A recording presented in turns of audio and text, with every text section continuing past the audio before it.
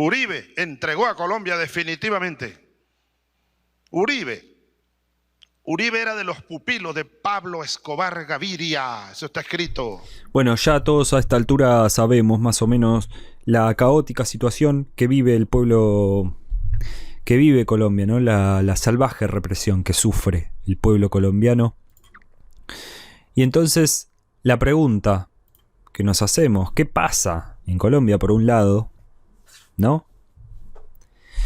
Y uno podría decir, bueno, la reforma tributaria, bla, bla, bla, bla.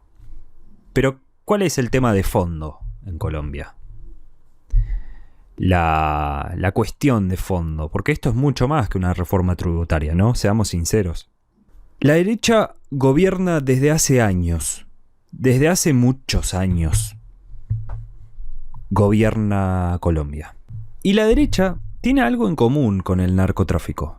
No digo que sean automáticamente narcotraficantes, pero tienen bastantes cosas en común. Yo me acuerdo que siempre decían, y quizá aún lo mantienen, medios de comunicación, que los gobiernos de izquierda son los que apoyan el narcotráfico, ciertos políticos también, ¿no? Defendiendo estas ideas, que los gobiernos de izquierda, los populismos apoyan a los criminales, defienden a estos grupos. Pero, ¿qué oculta eso, no?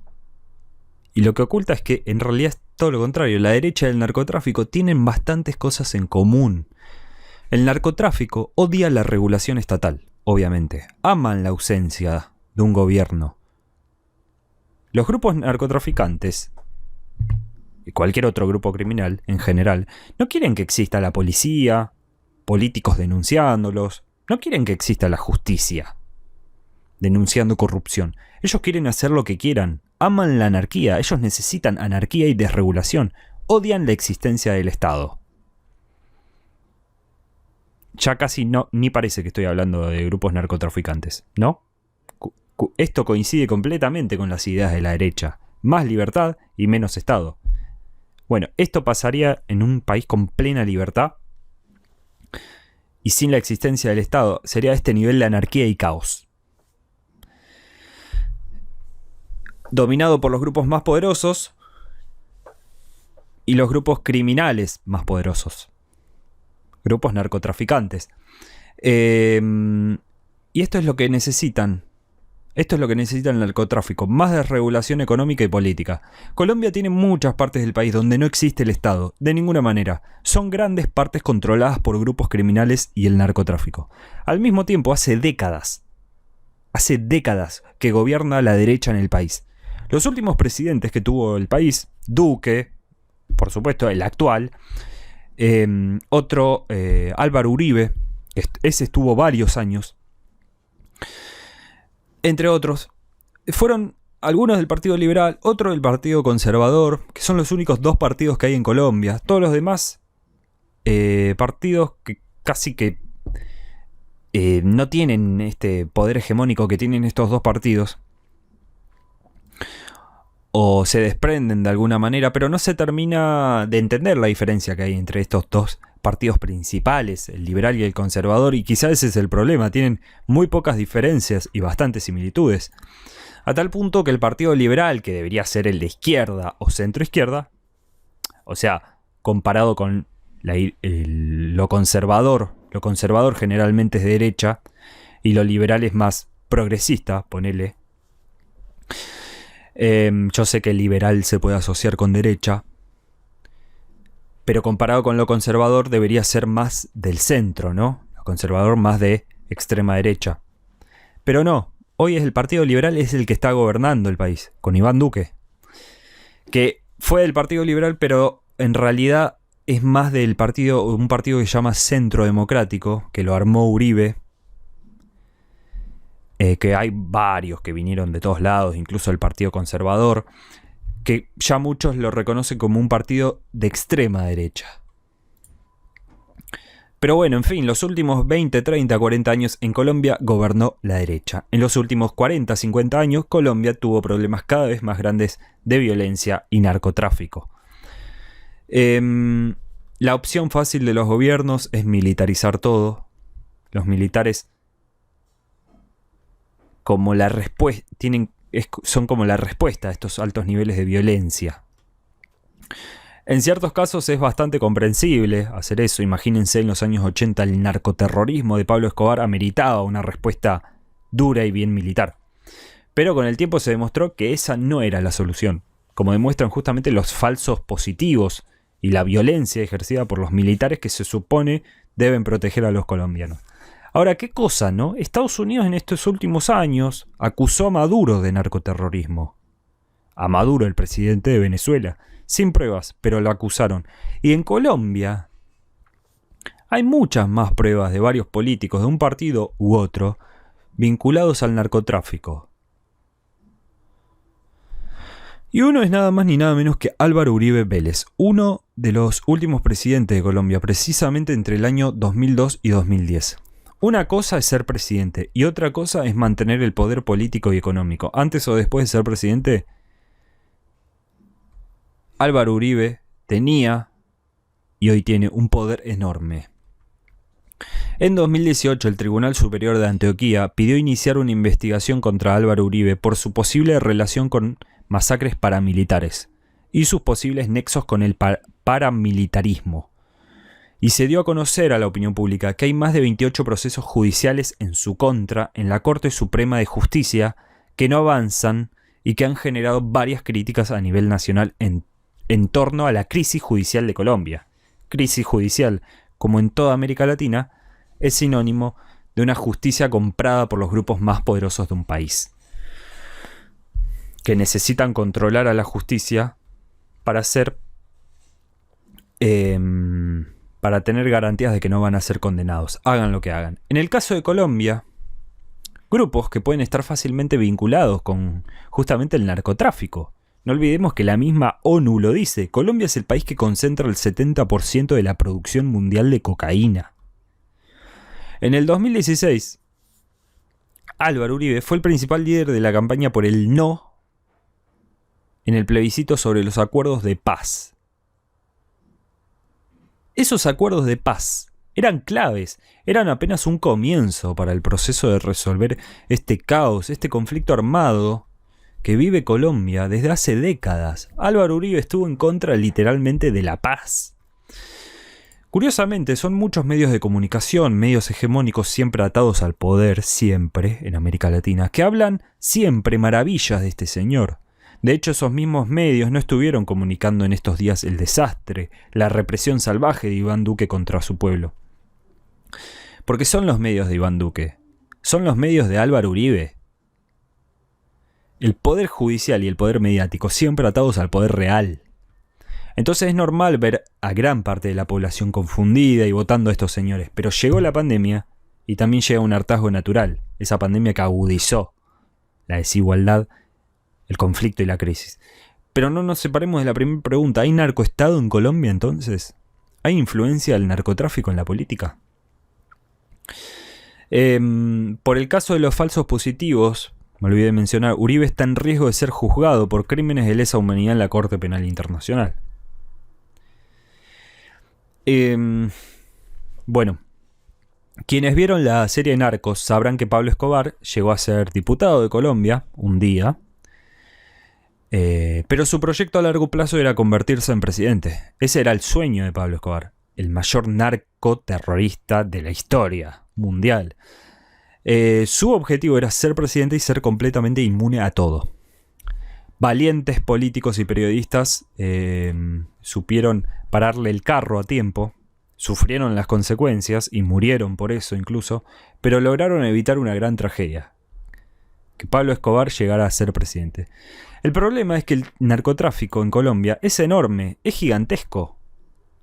Pablo Escobar fue una parte mínima de ese negocio enorme y transnacional que genera millones y millones y millones de dólares. Son ganancias que superan a la de las principales empresas transnacionales de muchos países de América Latina y que están al mismo nivel de grandes empresas del mundo. Esas son las ganancias que genera el tráfico de cocaína. Las paredes de las instituciones políticas de Colombia están cubiertas de sangre y cocaína.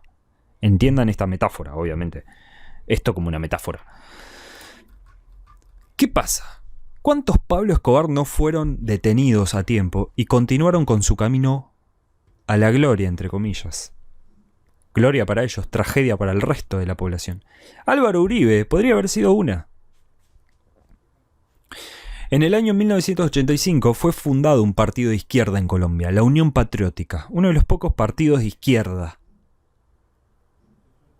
que hubo en Colombia. Tranquilamente este partido podría haber gobernado algún día, pero lamentablemente nunca tuvo la oportunidad de llegar al poder, porque sus militantes fueron literalmente exterminados. Exterminados. Miles de militantes de este partido asesinados. Y es que hay un genocidio silencioso permanente en Colombia. Cuando se habla de masacres, asesinatos, violencia, el país con el mayor número de desplazados internos del planeta, según la ONU, cuando se habla de todo esto, en realidad se trata de un genocidio. Son líderes sociales, son grupos, son partidos de izquierda que son exterminados. No llegan a existir. Son sindicalistas, activistas de derechos humanos, líderes sociales. Son políticos que se atreven a denunciar cualquier vínculo de los políticos con el narcotráfico, mueren. O quizá cualquier mínima ayuda o contacto con alguien relacionado a esto también muere. Y son el narcotráfico, por un lado, los que impulsan este asesinato. Y a los partidos de derecha les conviene esto. Porque, por supuesto, sin izquierda solo hay derecha. No es fácil llegar al poder en Colombia. Pero solo llegan o la derecha o la derecha. Mientras el narcotráfico y el genocidio dominan la escena política del país. Y quizá les sirvió durante 10 años ocultarse detrás de la permanente atención mediática a nivel regional sobre Venezuela. Pero el pueblo no aguanta más y no tolera más ni a la derecha ni la violencia. Y la pandemia agudizó la desigualdad. Y como explica el cantante Residente, él lo explica nada más ni nada menos. Cuando un pueblo sale en medio de la pandemia es porque no le tienen miedo al virus. Porque el gobierno es peor que el virus. El gobierno es peor que el coronavirus. Porque una pandemia es grave, pero el narcotráfico y el genocidio silencioso que vive Colombia desde hace décadas es peor. Casi a esta altura diría yo que ni hace falta responder la pregunta del título de este capítulo, ¿no? Pero si no alcanza todo lo demás, hay todo un artículo en Wikipedia donde muestran todo tipo de pruebas que han compartido distintas instituciones, no solo periodistas o políticos, sobre los vínculos del poder político con el narcotráfico, especialmente con la familia de Álvaro Uribe. Pero, está bien, periodistas o políticos, ¿no? Pero es que también la Agencia de Inteligencia de la Defensa de Estados Unidos, repito, la Agencia de Inteligencia de la Defensa de Estados Unidos, en una lista de 1991, muestra personas que tienen vínculos con Pablo Escobar, cuando en ese momento Pablo Escobar era una amenaza. Aparece Álvaro Uribe Vélez. Claro, si uno ve las noticias en Colombia, va cambiando de canal, nunca hablan de esto. Cosa que deberían estar hablándose todo el tiempo, no se hablan. La cobertura total debería ser sobre esto, no sobre, qué sé yo, las cosas, las estupideces de las que hablan todo el tiempo. Increíble, ¿no? De nuevo, poder mediático y el poder judicial están controlados por estos grupos.